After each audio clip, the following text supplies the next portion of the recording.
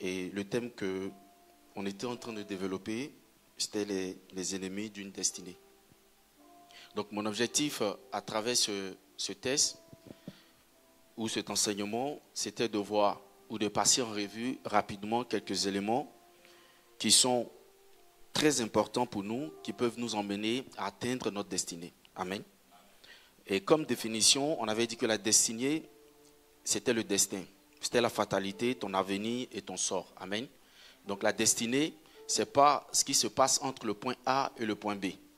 Mais plutôt la destinée, c'est ce que tu deviens. C'est la finalité. Amen. C'est pourquoi j'avais donné un exemple. J'avais dit que d'habitude, on a l'habitude de dire que le destin le plus sûr d'une personne, c'est la mort. Amen. Ça veut dire quoi? Ça veut dire que tout homme, malgré ce qu'il est, malgré ce qu'il a fait, finira par mourir. Donc on est le point B et on finit par la mort. Et donc le destin, c'est la finalité, c'est le point final. Ce n'est pas ce qui se passe entre la naissance et la mort. Mais c'est plutôt ce que tu deviens, ce que tu termines. Alléluia. Donc on va voir que la destinée d'une personne est la chose la plus importante de cette personne. Parce que tu as raté ta destinée sur cette terre, bien aimé, tu auras vécu en vain. Alléluia. Quelqu'un qui rate sa destinée, c'est comme s'il n'a pas vécu. Parce que quand nous arrivons sur cette terre, nous venons avec une enveloppe. L'enveloppe n'est pas certainement vide. Il y a forcément quelque chose dedans que nous devons accomplir. Et c'est cette chose-là qu'on appelle la destinée.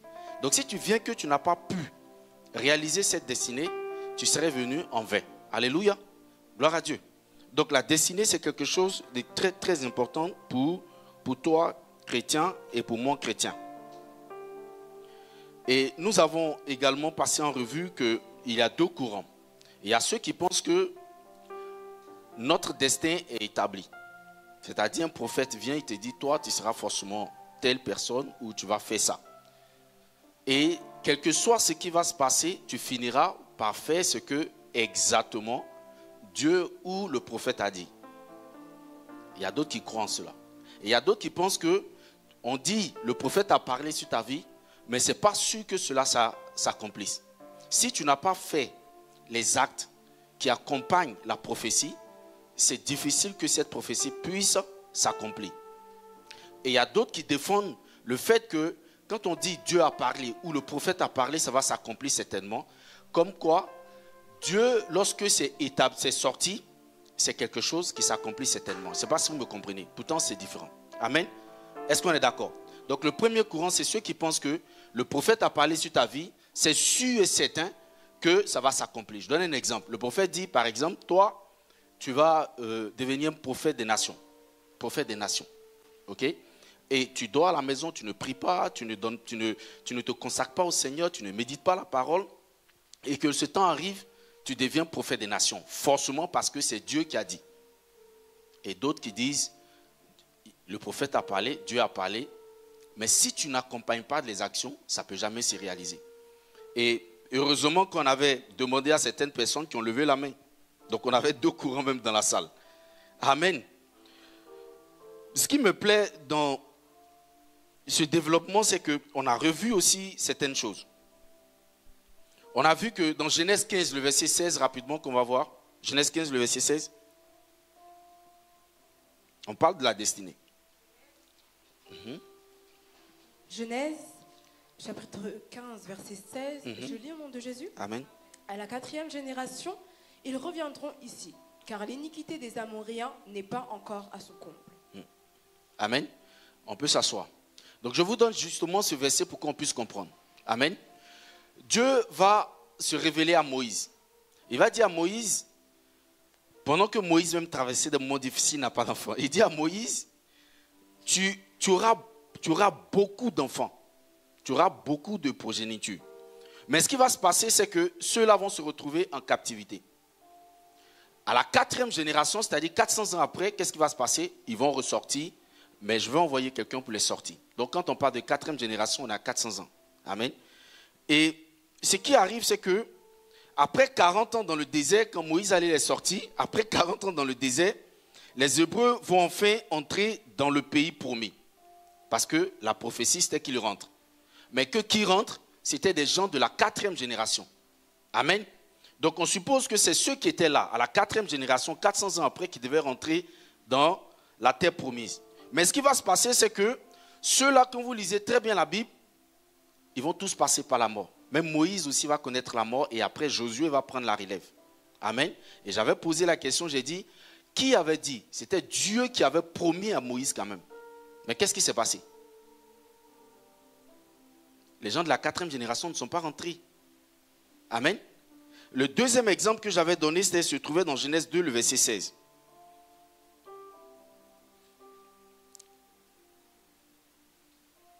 L'Éternel Dieu donna cet ordre à l'homme. Tu pourras manger de tous les arbres du jardin. Amen. Encore là, je paraphrase pour qu'on aille vite. Merci beaucoup. Quand Dieu créa l'homme, le but pour Dieu, ce n'était pas que l'homme puisse mourir. On est d'accord? Qu'on puisse vraiment bénéficier de la grâce du Seigneur dans le jardin d'Éden. Comprenez? Amen. Mais qu'est-ce qui va se passer? Aujourd'hui, qu'est-ce qui se passe? Est-ce que cela a été réalisé? Vous pensez que la mission avec laquelle nous sommes nés, c'est ce qui se passe en ce moment? Non. Ils ont mangé la pomme et qu'est-ce qui s'est passé? La mort est entrée.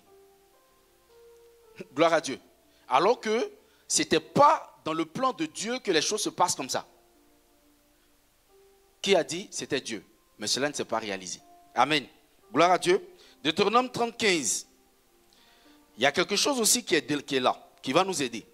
Il dit, je mets devant toi, allons-y, Deutéronome 30:15. Il dit, voici, je mets aujourd'hui devant toi la vie et le bien, la mort et le mal. Donc ici, ce verset est en train de nous enseigner quelque chose d'important. Ça veut dire que toi et moi, on a le choix. Amen. On a le choix de choisir quoi? De faire quoi? De prendre la vie ou la mort. Donc l'homme en tant que tel a un libre arbitre. Un autre verset qui va aussi nous aider. Dieu a donné son Fils unique afin que quiconque croit. Donc celui qui croit est sauvé, celui qui ne croit pas n'est pas sauvé. Bien aimé, il y a quelque chose en nous qu'on appelle le libre arbitre. Et ce libre arbitre-là est la chose qui peut nous aider à atteindre notre destinée, malgré qu'elle soit dite par Dieu ou par un prophète quelconque. Donc les choses ne se passent pas automatiquement parce que c'est une prophétie révélée. Alléluia. Alléluia. Donc on a un libre arbitre, il y a un comportement à avoir. Il y a une façon de fonctionner qui peut nous aider à nous éloigner de notre destinée ou pas. Gloire à Dieu. Même l'action la plus importante, qui est le fait d'être sauvé ou pas, qui fait de toi un homme sauvé plus tard après ta mort ou un homme qui n'est pas sauvé, bien aimé, le choix là t'incombe correctement. Alléluia.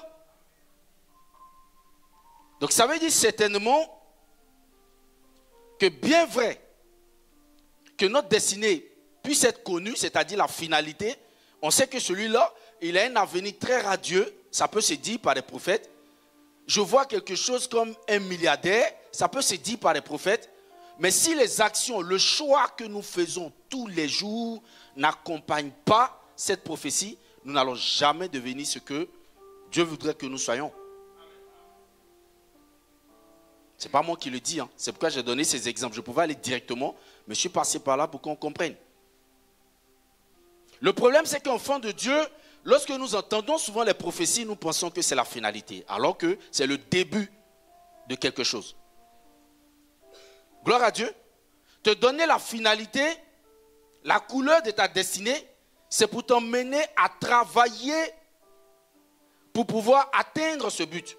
Mais pas pour t'emmener à t'asseoir et attendre pour que la chose se réalise. Amen. Gloire à Dieu. C'est comme quelqu'un qui va à l'école, on lui dit par exemple, tu seras journaliste. Bien aimé, cette personne au lieu de se concentrer vraiment sur les mathématiques, sera forcément littéraire. Donc en te disant, tu as une belle destinée dans la carrière de journalisme, c'est pour t'emmener à travailler dans le sens de cette destinée, pour être plus plat. Alléluia. Gloire à Dieu. Est-ce qu'on a bien compris cette partie? Et c'est à partir de là maintenant que je voudrais qu'on sache quelques éléments qui peuvent nous aider bien-aimés, atteindre notre destinée. En plus de la prière et des jeûnes et de la méditation. Bien-aimés, le premier point que j'avais donné, c'était soyons réceptifs et flexibles. Et là-bas, j'ai dit, laissons Dieu nous conduire. Écoutez-moi, quelqu'un qui n'est pas flexible ou réceptif ne peut pas atteindre sa destinée. Parce qu'il va arriver des moments, on appelle ça le point d'inflexion, où pendant que tu es en train de partir dans le sens de la gauche, Dieu peut te dire, attention, je veux que tu retournes dans le sens de la droite. Il faut être la personne qui puisse accepter cela et se retourner. J'ai donné l'exemple de Moïse. Non, d'Abraham, pardon. À un moment donné de sa vie, Dieu lui a dit, Abraham, lève-toi, va dans une terre que je te montrerai. Il n'a même pas cherché à savoir où on demande de partir. Il s'est levé, il a commencé à partir. Est-ce que si Abraham ne partait pas, il allait pouvoir devenir ce qu'il est? Jamais. Donc il aura des moments de notre vie, bien-aimés, la voix de Dieu va sonner. Ça peut être contraire au chemin sur lequel nous nous trouvons, mais il faut prendre la décision, difficile qu'elle soit. Et c'est là où Dieu nous attend. Donc une personne qui ne sait pas être réceptive et flexible ne peut pas atteindre sa destinée. C'est difficile pour cette personne. Alléluia. Je suis même certain que le peuple d'Israël, lorsqu'il traversait le désert, à un moment donné, ils se sont dit, mais, et d'ailleurs on le sait, on le voit dans les Écritures, quand ça chauffait, qu'est-ce qu'il disait? Retournons, retournons. J'ai envie de retourner. Pourquoi je ne vais pas mourir là-bas et puis je vais venir mourir dans le désert où il n'y aura personne pour m'enterrer? Et j'ai dit que normalement, dans la tête de nous qui sommes hommes, il y a quelque chose. Je ne veux pas entrer dans les histoires scientifiques, donner des noms bizarres, mais qui n'aime pas le changement. Qui n'aime pas le changement. L'homme aime être dans une position confortable. Et tout ce qui le ramène à changer est difficile. Pourtant, c'est des gens qui acceptent le changement, qui arrivent à atteindre souvent les objectifs les plus nobles. Alléluia. Gloire à Dieu. Je ne sais pas, mais le Saint-Esprit te parle ce matin. Il y a une décision certainement qui tarde. Tu le sais. Tu as peut-être peur de prendre cette décision. Amen. Parce que ce que nous allons voir, si on a le temps, bien-aimé, qui est l'ennemi de notre destinée, la peur, la honte et l'inaction. Les trois éléments, combattez-les comme vous le pouvez. La peur qui t'emmène à ne pas vouloir le changement est un élément destructif de ta destinée. Alléluia. Cette peur va finir par te conduire dans la tombe un matin sans que tu n'aies pu réaliser ce qu'il fallait faire. La peur. Si je fais ça, comment je vais payer mes factures? Pourtant, c'est la volonté de Dieu. Si je fais ça, comment je vais pouvoir m'en sortir? Pourtant, c'est la volonté de Dieu. Mais tu as peur. Alléluia. Gloire à Dieu. Gloire à Dieu. Bien-aimé, la peur, la honte. La honte de pouvoir s'exprimer. La honte de pouvoir sortir de sa zone de confort et s'affirmer. La honte de pouvoir prendre certaines décisions. Alléluia. On a honte parce que, voilà, on a honte. Au lieu de chercher à avancer, on a honte. C'est un élément destructeur. Alléluia. Alléluia. Et pour finir, l'inaction. On est indécis. On a peur de prendre des décisions. Bien aimé, c'est des éléments destructeurs de notre destinée. Alléluia. Alléluia. L'obéissance est le chemin au bout duquel se trouve la destinée. Et ça, il faudrait qu'on sache. L'obéissance à Dieu. Amen. Tu ne peux pas accomplir une destinée divine si tu n'obéis pas à la voix divine. C'est difficile. Amen. Gloire à Dieu. C'est des choses que nous devons comprendre. Regardez, prenez la vie de Saül. Voilà un homme. Seigneur, donne-nous le temps. Voilà un homme. Prenons 1 Samuel 13, 13, je crois, le verset 11, entre le verset 11 au verset 14. 1 Samuel, allons-y rapidement. Je vais lire. 1 Samuel 13, verset 11 à 14. Ok.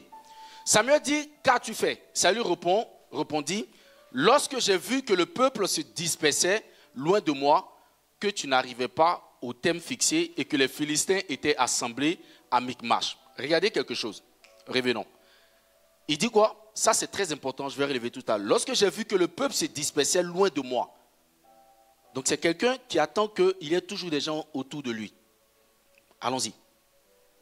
La suite. Je me suis dit, les Philistins vont descendre contre moi à Gilgal. Et je n'ai pas imploré l'Éternel. C'est alors que je me suis fait violence et que j'ai offert l'Holocauste. Allons-y. Samuel dit à Saül, tu as agi en insensé. Parce qu'il était en train de faire quoi? Désobéir. Et il n'a pas fait ce que Dieu voulait. Si vous lisez très bien la parole, Dieu avait donné une recommandation qui n'a pas été respectée. Vous arrivez là, tout ce qui est bétail, troupeau, laissez-les, consacrez cela au Seigneur, sacrifiez-le. Et il ne l'a pas fait. Amen. Et Samuel lui dit quoi? Tu as agi en insensé. Donc celui qui ne fait pas quoi?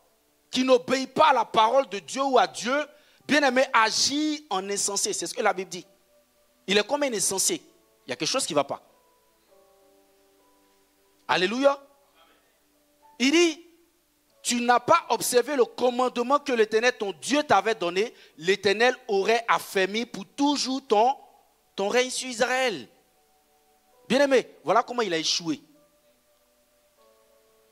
La mission, l'objectif, c'était que Dieu affermisse son règne sur Israël en tant que roi. Allons-y par la suite, verset 14. Et maintenant, ton règne ne durera point. Voilà comment on fait pour échouer dans sa destinée. La désobéissance. Il dit, l'Éternel s'est choisi un homme selon son cœur et l'Éternel a destiné à être le chef de son peuple parce que tu n'as pas observé ce que l'Éternel t'avait. Ce n'est pas moi qui ai dit. Hein. La désobéissance est un cancer contre la destinée. Je ne suis pas venu vous parler du péché ce matin, mais je suis venu vous parler de la désobéissance. Alléluia. Alléluia. Alléluia. Bien-aimés, soyons obéissants à Dieu. Prenons également Samson. Il y a plein d'exemples. Alléluia. Voilà un homme qui devait régner parmi les Philistins, mais pour finir, il est devenu quoi? Il est devenu un animal des Philistins, pour parler comme ça. Il a été réduit à rien. Ce qui m'a plu, c'est que quoi? Pour finir, il a fait quoi? Il s'est confessé. Et par moments, Dieu nous demande cela. Et quand il s'est confessé, sa dernière volonté s'est réalisée. Il a dit, fais-moi mourir avec eux. Et Dieu a accompli cette mission. Alléluia. Le deuxième point rapidement que nous allons voir, c'est évitons les raccourcis. Cela ne vient pas de Dieu. Écoutez-moi, un des éléments que nous devons éviter pour notre destinée, si vous vous aimez vous-même, parce que quelqu'un qui n'aime pas sa destinée ne s'aime pas. Ta destinée, c'est toi-même. Une chose que nous devons éviter, c'est quoi? Les raccourcis. Et quelqu'un qui aime les raccourcis n'aime pas la volonté de Dieu, n'aime pas entendre la parole de Dieu. Parce que la parole de Dieu va le ramener sur le chemin qu'il faut. Évitons les raccourcis. Alléluia. Dieu connaît chacun de nous, connaît nos problèmes, connaît nos difficultés. Au moment opportun, il agira. Quelqu'un qui aime les raccourcis aime forcer la main de Dieu. Parce que les raccourcis, c'est forcer la main de Dieu. Comme ça n'arrive pas, est-ce que je ne peux pas tenter ça? Et si je passais par là? Parce que tu vois, je commence à prendre de l'âge, les gens commencent à me... Pourquoi je ne sais pas comme ça? Pourtant, le chemin est tout bien tracé. Juste le temps, juste le temps, juste le temps.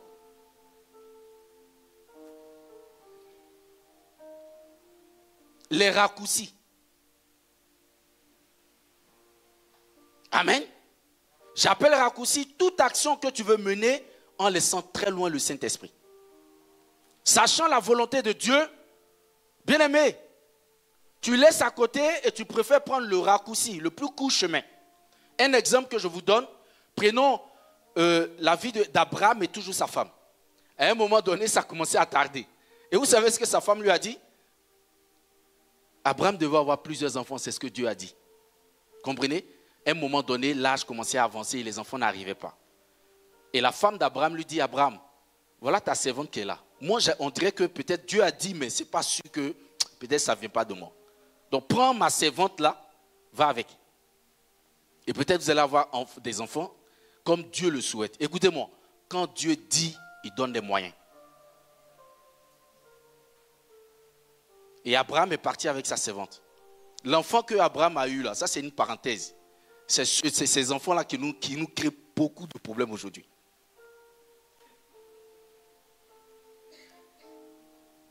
Parce que la seule chose qu'on peut gagner dans les raccourcis, c'est des problèmes. Écoutez-moi, vous allez pouvoir peut-être un temps soit peu atteindre l'objectif, mais par la suite, ça deviendra de gros problèmes. Peut-être un gain à 50%, mais des problèmes de 150%. C'est toujours comme ça. Une joie qui est de courte durée, je dirais éphémère, mais des problèmes à un point fini. Alléluia. Évitons les raccourcis pour notre destinée. Quelqu'un qui veut une destinée accomplie, une destinée venant de Dieu, une destinée divine accomplie, évite ce qu'on appelle les raccourcis.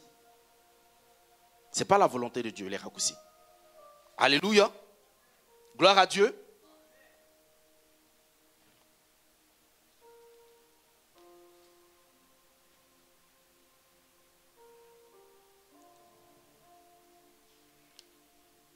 Et le quatrième élément sur lequel on va finir, évitons les murmures et contentons-nous du peu que Dieu nous donne au moment opportun. Alléluia. Les gens qui ratent leur destinée, là, c'est des envieux. C'est des gens qui ne savent pas prendre au sérieux le peu d'abord que Dieu te donne en attendant de t'essayer et après par la suite te donner ce qu'il veut. Tu es quelque part au milieu des gens, si bien aimé, tu n'apprends pas à voir le verre à moitié plein, toi tu vois plutôt le verre à moitié vide, c'est dangereux pour ta destinée. Parce que tu vas prendre des décisions qui ne vont jamais t'aider.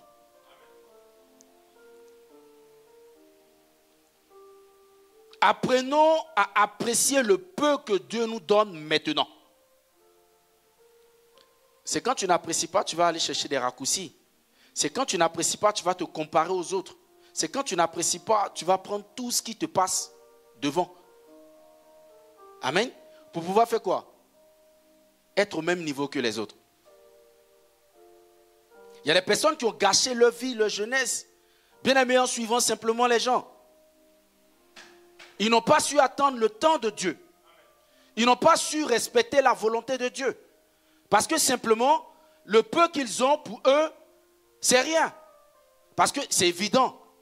Vous savez, on travaille dans un temps différent. On est dans un monde où le temps va en même temps, mais on travaille dans un temps différent. L'année de X ne peut pas être l'année de Y. C'est comme d'ailleurs les fruits dans une saison. Il y a une saison où tel fruit donne, une autre saison où tel autre fruit va donner. Alléluia.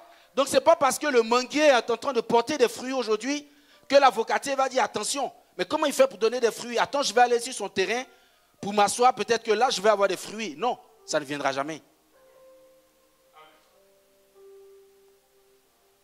C'est des choses que nous devons savoir, bien-aimés. Alléluia. Évitons de ne pas apprécier ce que Dieu nous donne pour l'instant.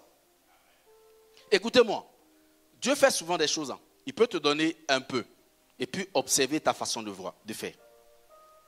Alléluia. Si pendant ce moment, tu te compares à quelqu'un qui lui est déjà dans sa saison, mais tu vas te tromper. Comment quelqu'un qui est en stage peut se comparer à un directeur de la boîte? Ça n'a pas de sens, c'est insensé. Tu en essaies et toi tu te compares à celui qui a déjà un CDI. Quand ça se casse, lui il a les droits, toi tu n'as pas de droits. Alléluia. Toi on va te jeter à la poubelle comme un déchet, rapidement, ça se fait. Alors que lui, il aura des procédures, il a un CDI. C'est la même chose qu'on fait dans la volonté de Dieu. Et vous qui êtes dans votre temps, ne prenez pas les autres qui ne sont pas dans leur temps comme étant des échecs. Parce qu'il a fallu un temps pour que vous arriviez là aussi également. Alléluia. Ces choses dans une église peuvent emmener des gens à rater leur destinée. Alléluia.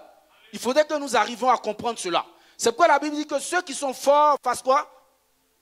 Relèvent ceux qui sont faibles.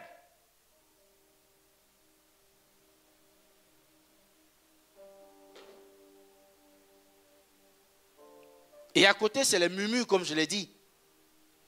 Le peuple d'Israël, ils avaient la manne. Ce n'est pas des gens que Dieu ne nourrissait pas. À un moment donné, il se rebelle, il dit, mais tous les jours, c'est attiqué avec poisson, tu nous donnes. Pourtant, il y a des gens qui ne mangent pas. Mais ils n'ont pas su apprécier cela. Et ils étaient en train de murmurer tout le temps. En tant que personne, tu ne peux pas atteindre ton objectif restant dans les murmures. Dieu n'aime pas les murmures.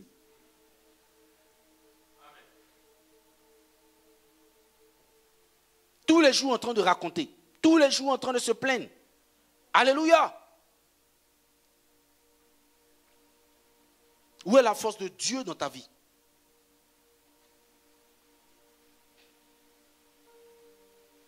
Alléluia. Alléluia. Ce que tu as aujourd'hui, beaucoup ne l'ont pas. C'est un message que je suis en train de passer, que le Saint-Esprit est en train de nous passer. Bien-aimés, sachons apprécier le peu que Dieu nous donne. Continuons de prier pour notre destinée. Parce que, étant enfants de Dieu, nous avons déjà franchi 50% du chemin. Le reste est à nous. Le reste, c'est nos volontés. Le reste, c'est nos choix. Le reste, c'est nos observations. Le reste, c'est ce que nous faisons tous les jours. Comme le dit quelqu'un, le succès d'une personne ne dépend pas de sa taille ni de ce qu'il fait, mais dépend de tout petit comportement qui l'accompagne tous les jours vers cette destinée. Que Dieu nous aide en tant qu'enfants de Dieu à atteindre nos objectifs. Que en tant que cité de gloire, jeunes gens que nous sommes, que nous puissions atteindre notre objectif.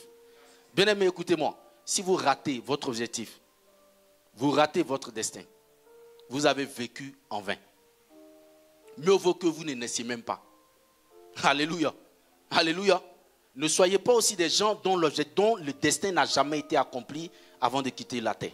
Parce que nous avons vu les exemples bibliques où des gens, Dieu avait même parlé sur leur vie. Dieu a dit, vous, votre génération, va faire ceci, va faire cela. Ils n'ont jamais atteint cela parce qu'ils n'ont pas marché conformément à la parole de Dieu. Alléluia. Alléluia. Je voudrais qu'on se lève ce matin et qu'on adresse une parole au Seigneur. Bien-aimés, nous tous, on a une destinée. Si ce soir, tu n'as pas quelque chose à dire à Dieu, prie pour tes enfants. Prie pour ta progéniture. Si toi, tu penses que ta destinée est déjà pourrie, où il n'y a pas de... Mais prie pour tes enfants. Tu as au moins quelqu'un pour qui tu dois prier ce soir. Dis au Seigneur, je ne veux pas échouer dans ma vie. Seigneur, conduis-moi tout droit vers ce que tu as prévu pour moi. Prions notre Dieu ce soir. Prie ton Dieu. Tu as certainement quelque chose à dire à Dieu. Seigneur, nous voulons te rendre toute la gloire. Nous voulons bénir ton nom ce soir. Merci pour ce que tu nous aides à faire. Merci pour ces points que tu nous donnes. Seigneur, aide-nous tous les jours à méditer ta parole. Aide-nous tous les jours, Seigneur Dieu, sur ce chemin.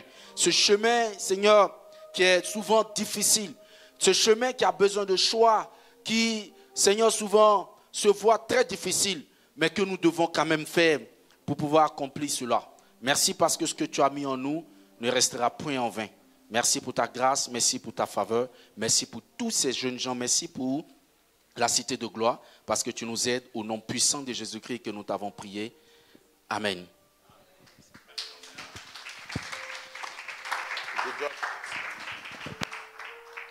Assis-toi une minute. Est-ce que